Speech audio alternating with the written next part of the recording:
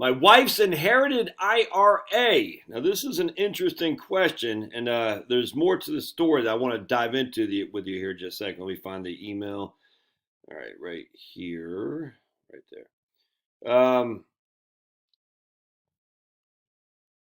So this guy, he's Mike. Never thought of this, but after watching you for a year and a half, I've gained tons of knowledge. But this one I'm not sure about. My wife's former husband passed away several years ago. They were divorced at the time of his passing. My limited research suggests law treats her as if they were still married as to distributions.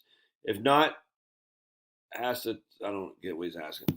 All right, so I'm not even sure what he's asking. I said, so the I emailed him back, said, is she still the actual beneficiary? And he didn't. So I mean, just all right. So a couple things here. I don't know how that works. If you're the ex-wife and you're still the beneficiary of the IRA, what's your inherited IRA stuff? I don't know. I would think it's just be the 10-year rule like anyone else because you're not a spousal beneficiary. I'm not going to look it up. Right now I just don't care. If you're interested, look it up. Again, so your ex dies, forgot to name somebody else as the beneficiary. You are the beneficiary. You get the money. Do you have a spousal IRA that you can inherit like a spouse would be? I highly suspect that wouldn't be the case because you're not the spouse. But be that as it may, I'm not going on a limb and saying either way.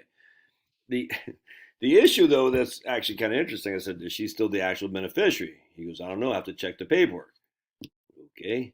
Well, how would you even, like, I don't understand. Like, I was sitting there, I'm like,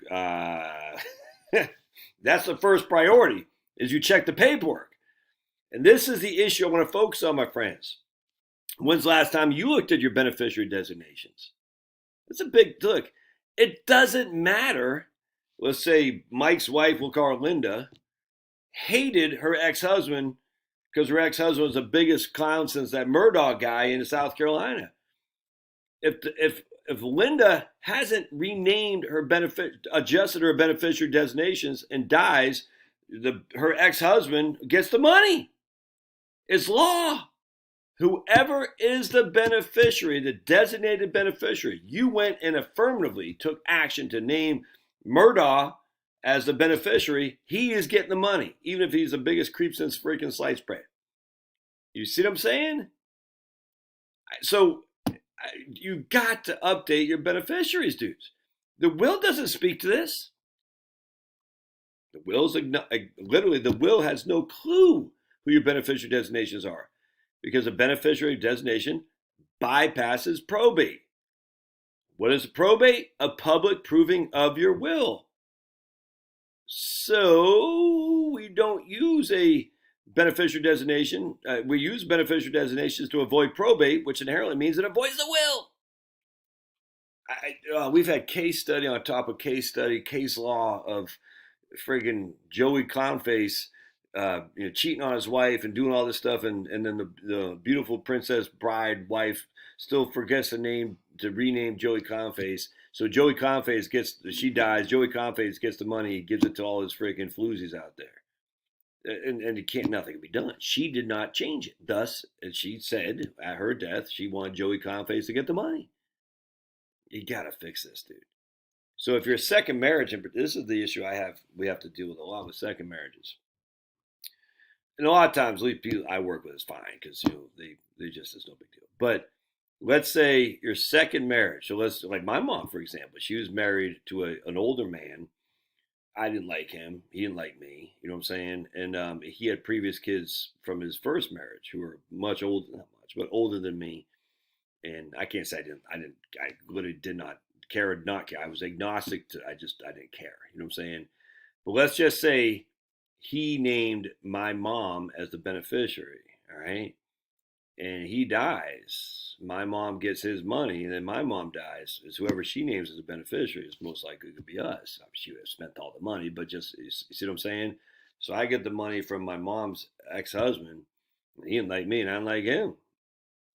And his kids are friggin', sucks to be you. You see what I'm saying? Just because of a simple signature on a beneficiary designation. You can't allow this to happen, dudes. You can't. Now that didn't happen. I mean, I'm aware of because I got no money from Maybe there's $1 million waiting for your old buddy Josh out there. I highly suspect there's not because this guy wasn't worth very much. But anyway, be that as it may. Sometimes there are marriages of convenience. We'll just leave it at that. But be that as it may, the issue is if you're not updating your benefit, you're just wrong, man. You're wrong. And then it's odd. It's just weird. The email I got. It's like, well, you didn't. I mean, huh?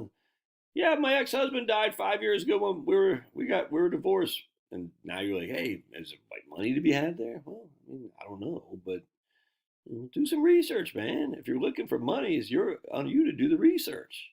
Anyway, I just thought I'd share that with you because I got a chuckle at the guy's email. I was like, something odd about this email, but I'm not gonna lie to you. And I get emails like this on occasion, like like people are trying too hard, and i.e trying too hard without trying at all. If you know what I'm saying, I say, yeah, I've been around the block a couple of times. Your old buddy Josh is. That's why I got a gray beard because I was like, yeah, I see what people are trying to do.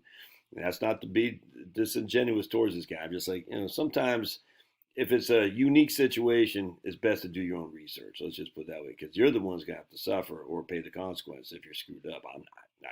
Love your thoughts. We'll see you.